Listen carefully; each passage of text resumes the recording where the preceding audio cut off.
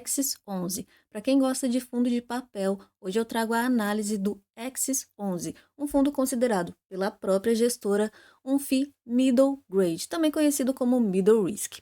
Os fundos de papel são divididos em três categorias: os High Yield, que são os fundos que trazem um retorno brutal, mas, consequentemente, um risco muito maior.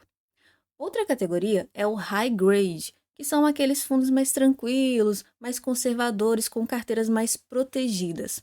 E nós temos o meio termo, que são os Middle Risk, que têm portfólios mais conservadores, com um pouquinho de risco para acrescentar o lucro e a atratividade do fundo.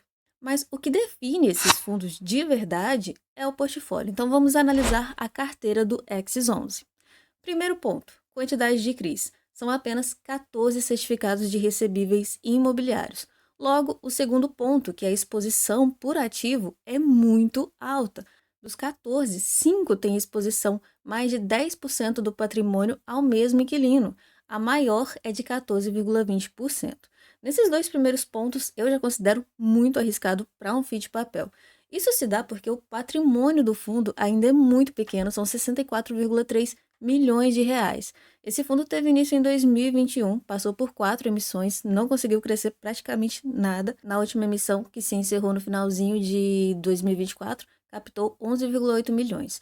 O fundo não traz a razão do loan to value, mas ele mostra as garantias. Eu já vou dizer que as duas melhores e mais confiáveis são alienação fiduciária, que é quando o fundo vai se apossar do imóvel, caso haja uma inadimplência, mas já fazendo um adendo aqui, se é, por exemplo, uma incorporadora que durante as obras deixou de pagar, o fundo tem que ponderar muitas coisas antes de executar a garantia, porque senão o gasto para ele ter um imóvel inacabado pode representar uma perda muito maior que uma renegociação.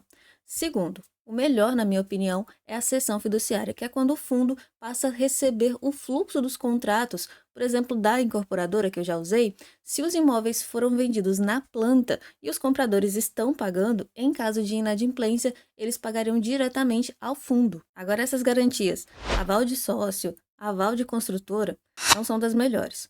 Os fundos de reserva, eles são um placebo, vai dar um respiro para o devedor, mas logo acaba e tem que ser reposto. O segmento dos CRIs, a maioria é incorporação, mais de 45%, depois residencial e varejo com 14%, varejo, venda, terreno, energia, loteamento e locação. É um puro sangue, só tem CRI em portfólio, 65,4% está alocada em IPCA com uma taxa de carrego de IPCA mais 10% e 34,6% alocada em CDI mais 6,6%. A gestão deixou bem claro que está priorizando a alocação em ativos indexados a CDI, que é para surfar essa alta da Selic. Em relação ao resultado, no acumulado de um ano, as receitas foram de 8 milhões e as despesas 1 milhão. As despesas são equivalentes a 13,21% das receitas. Desde o início, foram distribuídos R$ 2,47 por cota. Considerando o reinvestimento dos dividendos, a rentabilidade foi de 24,47%. O IPCA rentabilizou 10,10% e o CDI rentabilizou 34,13%. Bom, se vale a pena? Na minha opinião, não.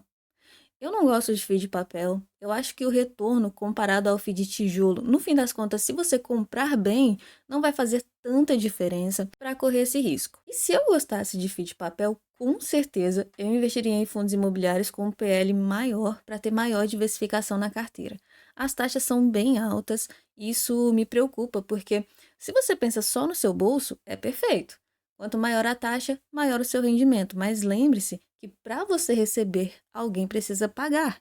E dívidas muito altas andam lado a lado com a inadimplência. Enfim, esse foi o vídeo. Lembrando, esse é o meu estudo, é a minha visão sobre o fundo, não é uma recomendação. Se você tem uma opinião contrária, eu gostaria inclusive de saber. Comente aqui e aproveita também para se inscrever no meu canal e deixar um like. E a gente se vê no próximo vídeo.